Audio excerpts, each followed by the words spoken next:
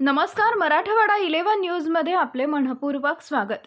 माझ्या नादाला लागू नका, मनोज जरांगेंचा छगन भुजबळांना इशारा. मराठा आरक्षणाचा मुद्दा अंतिम टप्प्यात आला आहे. 24 डिसेंबरला मराठा समाजाला आरक्षण मिळणार म्हणजे मिळणारच. जर या आरक्षणाच्या आड कोणी आले तर त्याला पाहून घेऊ, असं म्हणत मनोज जरांगे पाटील यांनी नाशिकमध्ये येऊन छगन भुजबळ यांना नाव न घेता आवाहन दिले. मराठा आरक्षणाचा मुद्दा अंतिम टप्प्यात आलाय. 24 डिसेंबरला मराठा समाजाला आरक्षण मिळणार म्हणजे मिळणारच. जर या आरक्षणाच्या आड कोणी आले तर त्याला पाहून घेऊ, असे म्हणत मनोज जरांगे पाटील यांनी नाशिकमध्ये येऊन छगन भुजबळ यांना नाव न घेता आवाहन दिले. मराठे शांत आहेत तोपर्यंत शांत राहू द्या. त्यांना डिवचण्याचा प्रयत्न केला तर महागात पडेल, असा इशाराही त्यांनी यावेळी सरकारला दिलाय. राज्यात मराठा ओबीसी समाजात दंगल घडवण्याचा यांचा प्रयत्न आहे. त्याला समाजाने बळी पडू नये. आपले आंदोलन शांततेत सुरू आहे आणि शांततेतच राहू द्या, असे आवाहनही त्यांनी यावेळी समाज बांधवांना दिले. आरक्षणावरून मराठा विरुद्ध ओबीसी असे समीकरण तयार झालंय. याच मुद्द्यावरून मराठा आरक्षणाचा चेहरा बनलेले मनोज जरांगे पाटील व ओबीसी नेते छगन भुजबळ यांच्यात चांगलीच जुंपलेली आहे. हल्ली दोघेही एकमेकांवर मनोज जरांगे पाटील यांची नाशिक येथील सभा पार पडली. यावेळी मराठा आरक्षणावरून त्यांनी छगन भुजबळ यांच्यावर नाव न घेता अत्यंत तिखट टीका केली आहे. जरांगे सभेदरम्यान म्हणाले की फक्त मराठा समाजाला न्याय मिळाला पाहिजे, यासाठी मी लढतोय. मला जनता पाहिजे, सत्तेची हाव नाही.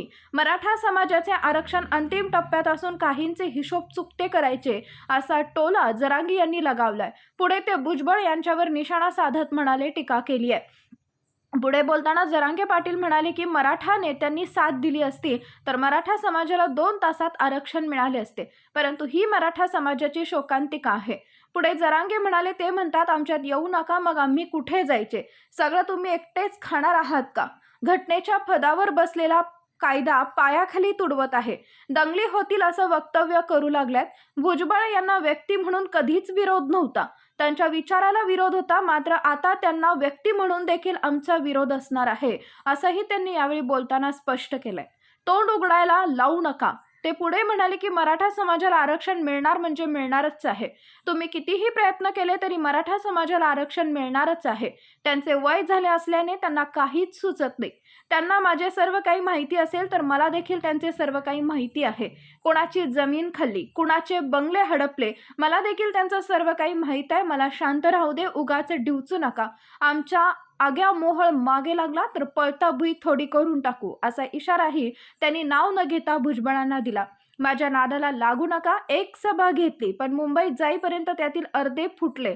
आता जे व्हायचे ते होऊ द्या. खेटायचं ठरवले तर खेटायचेच. पण या सगळ्या टोळींच्या लक्षात आलंय की मराठा ओबीसीच्या आरक्षणाला गेला आहात, त्यामुळे दंगली करायचा यांचा कट असू शकतो, पण आपल्याला संयम ठेवायचा आहे. यांचा कट यशस्वी करू द्यायचा नाही, असंही जरांगे पाटील म्हणाले आहेत. पुढे बोलताना जरांगे म्हणाले की मोठ्या माणसांना आम्ही गरीब लोक काही बोलत नाही. गरीब मराठ्यांना विरोध करणारी मोठी माणसं, त्यांना आम्ही काय उत्तर देणार आहे? दुसऱ्यांचे खाऊन बसले, त्यामुळे त्यांना आम्ही काय बोलणार आहे? आता त्यांना द्यायचं जीवावर आलं आहे. आमचा सामान्य गरजवंत मराठ्यांचा लढा आहे, पण त्यांना गरजवंतांची गरज नाही. त्यांना त्यांच्या बरोबरीचे लोक हवे आहेत, त्यामुळे त्यांच्यावर आम्हाला काहीच बोलायचं नाही, असंही जरांगे यावेळी म्हणाले आहेत.